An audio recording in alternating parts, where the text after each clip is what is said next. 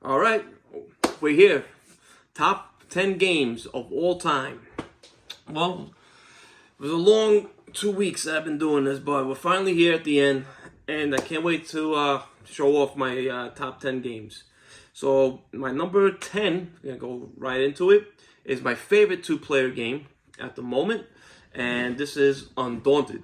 I mean, I just grabbed whatever one, whether it's North Africa or Normandy, it's essentially the same game. The only difference is this adds the vehicles, and this is British against the Italians. But yeah, a fantastic deck builder with a little bit of area control. It works so well. I really do love this game, and that's why it's my favorite two-player game and my number 10 of all time. But yeah, each game there's all these different maps. You set up the map differently. There's different objectives in each game that you play. But it's just a really good time. One of the best two-player games out there. Highly suggest you guys check this one out. My number 10 is Undaunted. Normandy or North Africa, whatever one. My number 9 is a area control game that's got a little bit of auctioning. Well, you're betting in it. So this is Rising Sun. So in Rising Sun takes place. It's a Japanese themed area control game where it's got monsters and all that other stuff in it. But what I like about Rising Sun is the auctions. So you got these like 4 different actions that you could take, but you're betting money on which ones you would take first. Like there's one is like seppuku, or there's like capture prisoners, kill other people's soldiers on the field, and then of course whoever has the most in an area takes that area over. Again, I know there's a mixed bag with this game. I freaking love it. It's one of my favorite area control games. It's not the best from Eric Lang. Maybe there's another one on this list. But yeah, Rising Sun. I really, really do love this game. That's why it's my number 9. Yeah, great area control game. Okay, let's move along. Number 8. I have it over there. The box is too damn big. It's Gloomhaven. I mean, what else is there to say? Gloomhaven is an incredible legacy game, cooperative experience. I still haven't finished it yet. We were on a roll playing it, and then COVID hit, and then of course we had to stop. And I haven't played this game in it's been since 2020, since right before the pandemic hit. But I've been playing the digital version. The digital version is just as amazing on Steam because this game's a pain in the ass to set up. Even putting it together, it was a hassle. Yeah, I don't want to say it's hard to get to the table, but you have to plan your day out for it. It's not that easy either. But it's just an incredible game. The best dungeon crawler out there. That is my number 8. That's Gloomhaven. My number 7, I didn't get the box because I have it all organized too. This is my favorite cooperative game.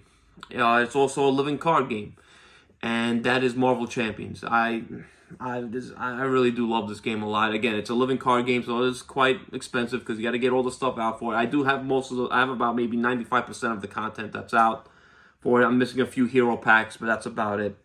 Yeah, Marvel Champions, if you're a Marvel fan, you can't go wrong with this game. It's everything, thematically, gameplay.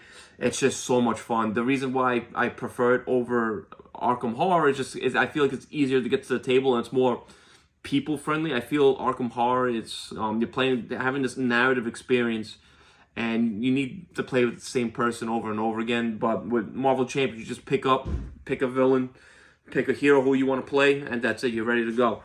Incredible cooperative game. That's my number 7, Marvel Champions. My number 6 is also a area control game mixed with a little bit of hand management. Incredible game called Pax Pamir.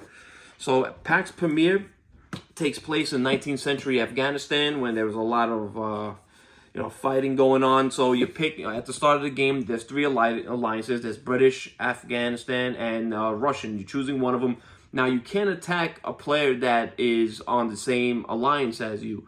But as you can see, this game has got these amazing components, these little like bricks here, and sometimes it could be armies, sometimes it could be roads, and combat's very clean. You pay for these cards. It could be people or different armies. It could be numerous things, and on these cards you can have these several actions. You know, you could move. There's combat. You know, you choose who you want to fight, and that's it. It's as simple as that. But yeah, really, really unique game. It's if you could get your hands on it, pick it up. It's by Cole Wehrle. Cole Wehrle is probably one of my favorite designers out there right now. Might not be the only game on this list by him, but we'll see. That is PAX Premier. That is my number 6. Incredible, incredible game. I'll hopefully get it to the table soon again. My number 5 is, you might have guessed it, it's going to be Blood Rage. Again, this is my favorite Eric Lang game, and it's the best, I believe, out of his series of this, Rising Sun, and Ankh. But yeah, it's a Viking game. You're placing your Vikings on the board, upgrading your powers, abilities, getting monsters. But what's unique about it is that you get points for getting killed in Ragnarok. And that's what the game is all about. It's about getting glory. I love the combat. Again, is you know, your whatever area you're fighting over, you see everybody secretly places a card. Whoever has the most power in that area, combining with cards and soldiers on that spot, is gonna win the area. You know, it's just it's really quick too. I've played games, 3-player games in like 45 minutes. Great area control. Is it the no? There's more area control on here, but one of my favorites, and that's to my number 5. That's Blood Rage. All right, so my number 4, I think I might get some slack for this because I only played the game once, but it was one of the most incredible experiences that I have ever had playing a board game. Now, this game is not for everyone, and because it's not a legacy game, but you should be playing with the same group over and over again. It's an area control game, Dice Chucker. I'm just gonna get right into it. It is, like I said, Cole Wehrle is one of my favorite designers of all time. This game is just incredible. It actually has a chance to be my number 1. If I get it to the table more, I think next year it could possibly be my number 1. But I can't wait to get this back. It's just hard to get the same people I played with last time. But the game ends different. So the next game is always going to be different. There's going to be different locations on the board. You know, because one person starts off as like a chancellor, and then everybody else are exiles. The winner of the game becomes chancellor the next round, and then depending on how you won, there's different items that come out. It's just an incredible experience. I really do love this game. Again, it's not for everybody. Some people I think are gonna hate it for those reasons, but I think you should at least give it a chance at least once. That is my number 4. That is Oath. My number 3 is another incredible game that I played this year. I cannot wait to get it back to the table. It's actually, this is the heaviest game on my list. It's a game that you need a lot of patience for. It's really rules heavy, but after you get the hang of it, it's pretty straightforward. But you have to really get you have to get a dedicated group to want to play this. But yeah, this is John Company, another game by Cole Wehrle. Yeah, so in John Company, I did a preview on this not too long ago, but everybody is working cooperatively, running this business, which is the East Indian Trade Company, which, if you all know, wasn't the best damn thing in the world. It's a pretty ugly history with that. But again, you're working cooperatively, running this business, but you're working in your own self-interest. So you're trying to get your people to go and retire and get off pensions and stuff. I know it sounds weird, but it's just a really incredible game. You're manipulating other countries to fight each other and stuff. There's a lot going on in this game. It's too much to talk about, but it's one of the best games out there. Again, there is a chance it could be my number 1 one day. Who knows? But as of right now, it is my number 3, and that is John Company. All right, my number 2 is my favorite area control game out there. It's also, I guess you could consider, a war game. This is also another game that's kind of hard to get to the table because it's asymmetric. Every faction plays differently. It's hard to explain the rules, but luckily there's a really good digital version out there that you could play on Steam. I think there's one on Nintendo. But yeah, this is just one of the expansions. That is Root. This is the latest expansion that came out.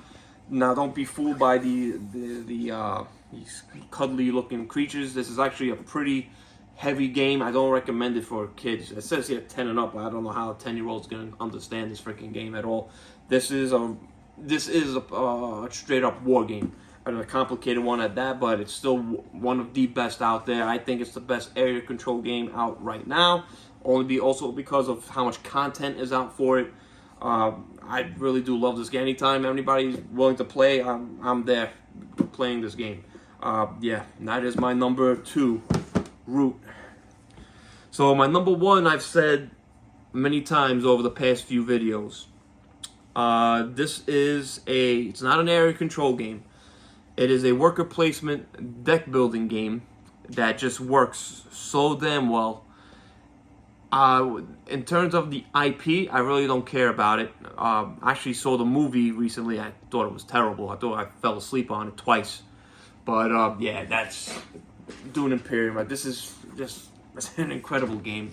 You know, I got to 2 expansions in here. I played X. X was awesome. It made the game even better. I have to play Immortality.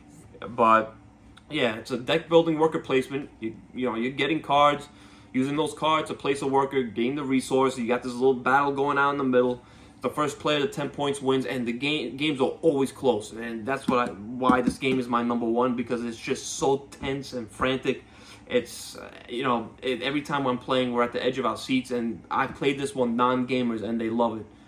But yeah, it's a game that's gonna probably be in my collection forever. You know, might be my number 1 again next year. Who knows? Well, let's see. But as of right now, it is my number 1, Dune Imperium, and that's gonna do it. All right. So there you go. My top 100 games of all time. I got a lot of stuff coming now in the future. You know, I have a few reviews coming soon. We got Annapurna. I got a review for 1815 coming soon as well. Getting at least maybe one more play out of that. But thank you all for watching. Please like, please subscribe, help this little channel grow. I will get more content coming this year. If this channel grows even more, maybe even set up a Patreon that, get more equipment, get more different stuff going on here. We're gonna have more people probably join the channel in the near future. But yeah, that's gonna be it. My top 100 games of all time. Hope you guys have a great one. Keep on playing.